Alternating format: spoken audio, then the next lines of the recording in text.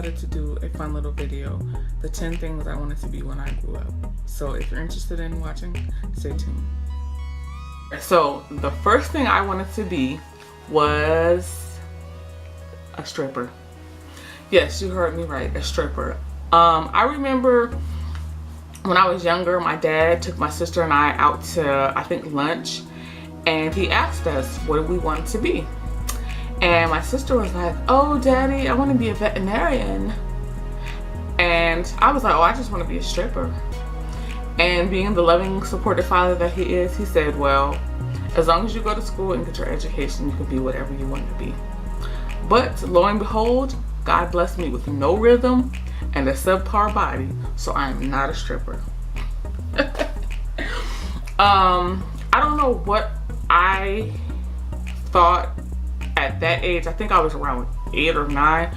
I don't know what I thought at that age the stripper profession could offer me. If I had to guess right now, I would say it would be attention. Because I do like attention. I'm the center of attention every time I go out and every time I'm in social settings, but I'm really an introvert. I mean, I go and I like to make people laugh and make me smile and stuff like that, but if I didn't have to be the center of attention, I guess I wouldn't. It's like, I don't know. I like it, but then I don't, but then I do, so I don't know. Moving on. The second thing I wanted to be after I decided that being a stripper was not for me was a sexual psychologist. Now, I feel like I've experienced so much at the time in my life that I understood the effects that sex had on the psyche, okay? I had experienced some sexual trauma as well as some other things to make me think that I had a better understanding and I could help people understand why sex molded them and shaped them into being certain type of people. But then I realized that profession was kind of just me looking for an outlet to get what I had been through out, and I wasn't really comfortable with expressing those things at the time, so I gave that up. The third thing I wanted to be a Kama Sutra expert. I had this whole idea of building this tiered seating kind of venue with partitions so that nobody can see their neighbors, but everyone can see me, and I would just I would show them, I would demonstrate how to do certain positions. Then I realized that I'm not that sexually free, nor am I that sexually confident enough to allow people to watch me, nor do I want to sit there and watch people. So that was short-lived. After I decided that wasn't for me, I decided I wanted to be a songwriter slash ghostwriter. I do write a lot of poetry and a lot of songs. And I don't know why I didn't go down that avenue. I still write and stuff like that now. I guess I wasn't confident in my work, so I just write it and throw it to the side. Every now and then I'll sing my own tune to myself, but I've never really put my stuff out there like that. As far as being a ghostwriter, I write bars, okay? Bars for days. But I only can freestyle and write raps when I'm angry, and it's about stuff and that I wouldn't normally talk about, and it's real raw.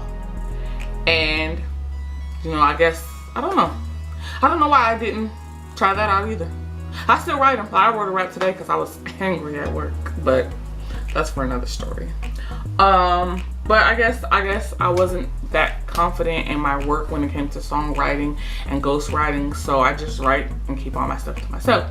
Maybe one day I'll be courageous enough to share it with you guys, but today I'm just still a little shy. So for a while in life, mostly my senior year, I did not know what I wanted to be after high school. I didn't know what I wanted to do. My oldest sister had a friend who, he was a sexual psychologist. And we graduated high school at the same age, so I was thinking maybe I'll just go be a doctor. But again, the sexual psychology was not for me. So I was like, maybe I'll go into OBGYN or pediatrics, because I just like to learn and I retain knowledge very well. So I graduated high school and I lost all confidence. I don't know why. I didn't want to take public transportation anymore. I didn't want to go to community college. I didn't want to do anything. So I ended up going to school to become a certified nursing assistant. And I just talked myself into, well, instead of having a long-term goal, let's just create short-term goals that'll build me up to my ultimate goal. So it was going to be CNA, LVN, RN, nurse practitioner, doctor. We're going to see. Needless to say, I didn't do anything of that sort. I did become a certified nursing assistant. I went to school for nursing, and 6 months before I was to graduate, I dropped out because I got entirely too attached to my patients. I would cry when they died. I would just cry all the time. And my professor pulled me aside and was like, baby girl, I don't think this is for you. And it wasn't.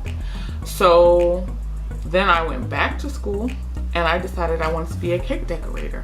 I'm going to insert some pictures somewhere to show you guys some of my work. It's pretty alright. I mean, alright. But that was short-lived. Then after that, I wanted to be a pastor. At the time that I was in school, I was taking a philosophy class that was on a Tuesday, and I would go from philosophy class to Bible study, and it was a good contrast because on one side you had these famous philosophers questioning the existence of God, and then you had Bible study that, you know, confirmed the existence of God. And to me, it just opened my mind in a way that, yes, I believed in God, but some of the things that were being taught I didn't think were the most accurate. So I had told my mom, I'm gonna get my own church and I'm gonna preach the gospel the way that I think that it should be given and or translated per se. And yeah, I'm gonna do that. And so I kept that attitude for a good 6 months, and a friend of mine had passed away, one of my classmates that I was really close to. So that kind of sent me in a backpedal away from God in my personal relationship. So that dream went out the window. I'm still a lover of God and I still believe in him, but being over a whole church with the way my faith is, up and down, wavering, I don't think that's my calling. After that, I wanted to be a choir director. If I can't lead the church, I can direct the choir. I always felt that I had a connection to music, and I always felt that I had an ear for music that other people didn't have. I'm not tone deaf, but I can't sing. Well, I can hold a note, but they probably won't let me sing any solos. But I wanted to be a choir director, and at the time, my oldest son was in the choir. My mom was in the choir. I grew up in the choir. I just, as an adult, didn't have that confidence. But I would hear my son in his room singing, and I'd be like, no, sing this note like this. No, like this. That's not my real singing voice, but I would go in there and try to direct him. I was like, man, I could do this on a grand scale. But then I realized it takes more than just loving music and hearing music and feeling music to direct the choir. So I let that go too. The last final thing that I wanted to be was a marketing director.